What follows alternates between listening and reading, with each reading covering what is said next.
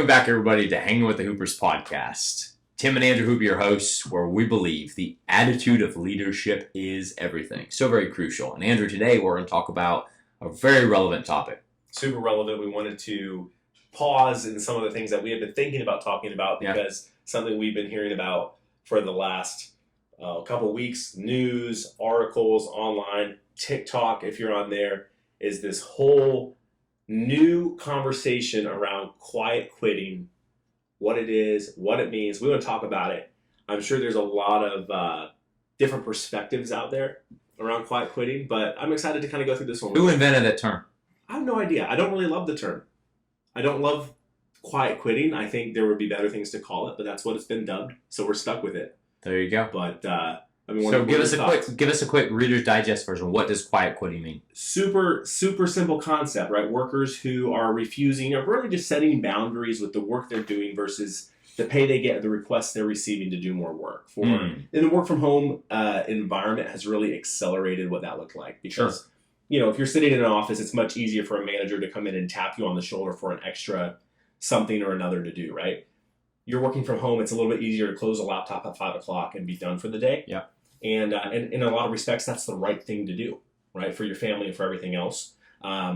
It's also a way for workers to kind of say, hey, listen, I'm not going to go and do all this extra stuff and be consumed and have this, someone dubbed it on the Wall Street Journal, the hustle mentality, right? I'm going to have a balance. I want to focus on the things I want to focus on outside of work. My entire life does not need to be work. Yeah. And it's really an employee-driven mentality. It's really something that the employee has brought to the forefront because it's driven by them. And I think there might be some underlying things we can unpack from a leadership perspective, but we're just going to kind of go through it. Our opinions, you may disagree with us, and it's okay. But we're going to have fun talking about it. If you have a remote workforce, then absolutely you need to tune in. If you have a on-site workforce, you absolutely should tune in. Yeah. Because I've always believed in 15 years in the workforce, I've always believed that there are people who quit before they quit. Right? And so if you're talking about quiet quitting, even if it has something to do with boundaries, or if somebody's just coming in, like you said, just to do the bare minimum, I think what's happened is, first off, there's some work ethic in there for sure. Right? There's generational gap of, baby boomer not knowing how to manage Gen Z or Gen X. But then I think there's also some things about just plain burnout. And for 2.5 years, we have literally had no boundaries. And I think people are like looking after 2.5 years, maybe a relationship's now on the rocks, or maybe their health is just gone to crap. And they're sitting there going, why am I doing all this? So I think a lot of that is driving this. Yeah, and you brought up two pretty cool dynamics there. So I think a lot of the kind of old school mentality folks, I'm a millennial, but I think I'm a little old school. I like old music. I believe in getting up early, working hard, right? Earning your paycheck. Very old school there. Very, very old school. I still get carded, and you get to just scotch in there with your gray and white hair sticking out the side. It's the salt and pepper. Super jealous over here if you can't tell, folks. Don't be jealous. You'll get there in time, I promise. But you brought up those interesting dynamics. So there's those folks that kind of feel like, oh, do your best, always give your best at work, take on all the extra projects. And then we've really kind of bridged the gap to this generation of, I'm not going to do that. I have other interests. I have other things I want to pursue. I want to live a healthy, happy lifestyle. Yeah. And the first thing you said was there might be some employee work ethic there. I think we have to actually take it back and start from the organization level. If you have people quitting on you, listen, I've been a manager for a lot of years, and many times you would come in and see people become disengaged. Mm-hmm. There's ways you can respond to that, right? This has been going on for forever. Right. People have been quiet quitting for forever. Just showing up, doing the bare minimum, punching the clock, the clock punchers, so to speak. But I think it's important, as it was then, it still is now, to look at why are they doing that. Yep. So from an organizational level, are you putting the employee's well-being at the center of what you do? Mm-hmm. Knowing that drives your ROI. Yeah. Good employee experience delivers for your clients, whoever your clients may be. Yeah.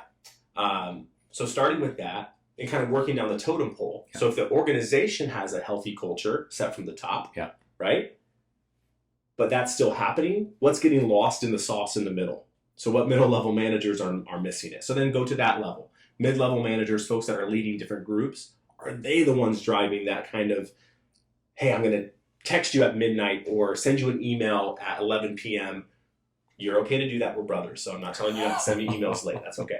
But you know what I mean, right? But so where's that standard? breakdown, Right. And if all that's if all of that's happening, the organization has a great culture of hey, boundaries, put your life, put your family first. The managers, the leaders within the organization are exhibiting that as well and respecting their people. And then you saw people quiet quitting. Right. Now I think you got to look at the employee a little bit. Right. Okay, maybe that's not the right company for them to work at. Maybe their why doesn't align with the company's why. Yeah. So maybe we should reconsider why they're working there. But I think you have to start in that order when it comes to quiet quitting as a leader. Right. And not just jump to, well, they're just because they're Gen Zs and they're lazy and they don't want to work and they're just looking for an easy button. Yeah, I heard somebody say, watch one of these Gen Zs play a video game, and I'll tell you right now who's not lazy.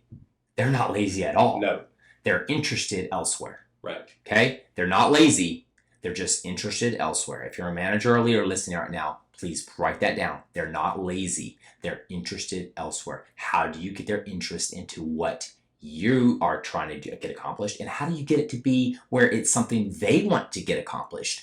Let it be theirs. Get their buy-in, their input on things. Start making more team projects. Remember back in college, we all used to do these team projects together. You always had that one person not pulling their weight. We all knew who that person was. We all publicly shamed them. But, don't publicly shame anybody. But you understand what I'm saying? Like, you have to get them interested. And somebody said, if you want people to be interested, if you want to be interesting, if you want the work, the project to be interesting, you got to be interested. Yeah. See what they like about it. Yeah. What part of this project could you see yourself doing? What part of your job makes you come alive? Right. Asking these questions. Hey, what are some of the side hustles you have going on? I want to support you in those. But did you know that the best managers I've ever had, they're the ones who supported my charities. When I went out on a marathon, they were the first ones to make sure they signed up and did the sponsorship or whatever. They were interested in what I had going on outside of work. And when I was on the job, just the endearment alone made me put in extra. Yeah. And I'll tell you, I think that's where we have to go as managers. We got to start looking at it totally differently. You have something you want to say, because I see your wheels burning. I want to make it so real. Like what you just said is so real. So our producer of this show, Miguel, worked for Shout out to Miguel, brother. Shout out to Miguel. Great guy. Solid. He produces our show because we developed that relationship, and outside of work, he does a ton of video and branding, marketing, helping small businesses and other people do that. And that's something he has going on the side, which is amazing, right? So just knowing your folks, we've built a great relationship over the years. Yeah. But yes, that's so true. Another thing I wanted to kind of circle back to that you talked about was, are they interested in it?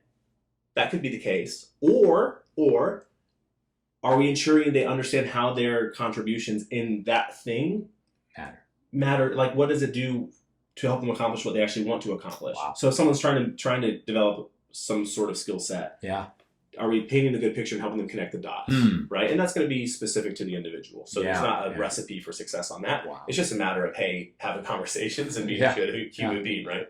So some food for thought there. But it's a thing. I mean, quiet quitting, again, I wish the name was different, but it's been there. I don't know. How much time do we have left? I want to tell a story. A few more. Tell a story, man. All right. So this is a personal story. I've heard from a lot of you viewers. Thank you for it. But tell us some more stories. So I want to tell you a story. So my previous organization, I had a lot of great managers, had some not so greats. It happens.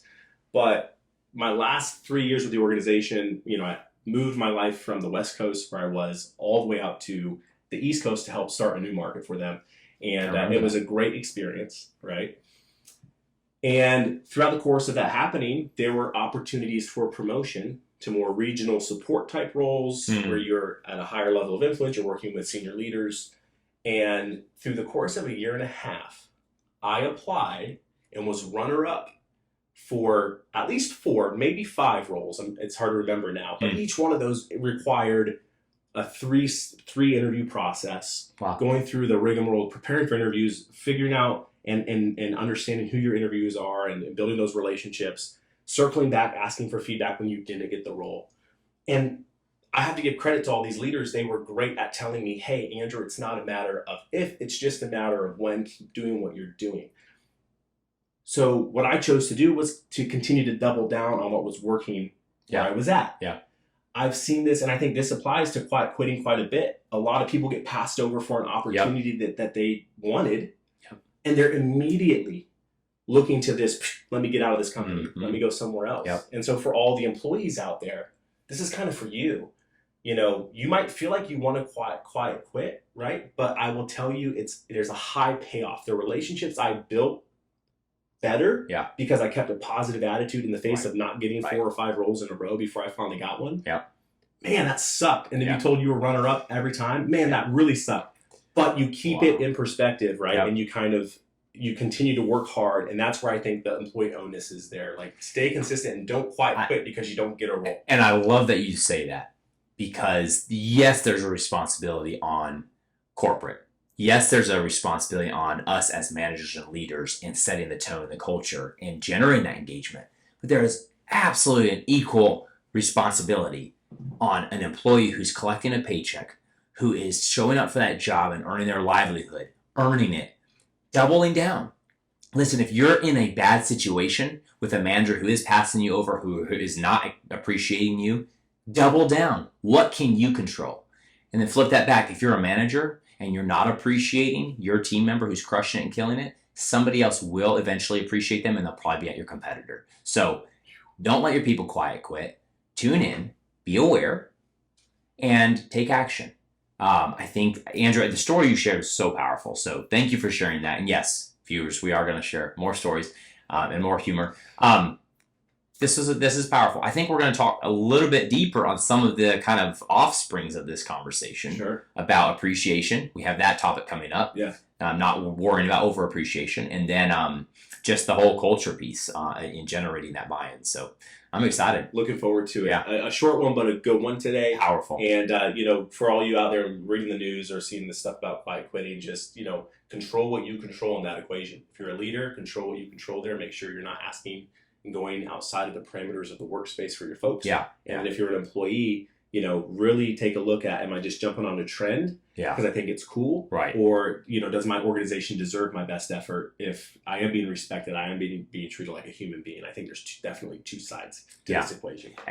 One parting thought, and it's a quote that has stuck with me. I might have even shared it on an earlier podcast. But somebody said, if you pay attention to the whispers, you won't have to hear the screams. It's actually a Cherokee proverb, right?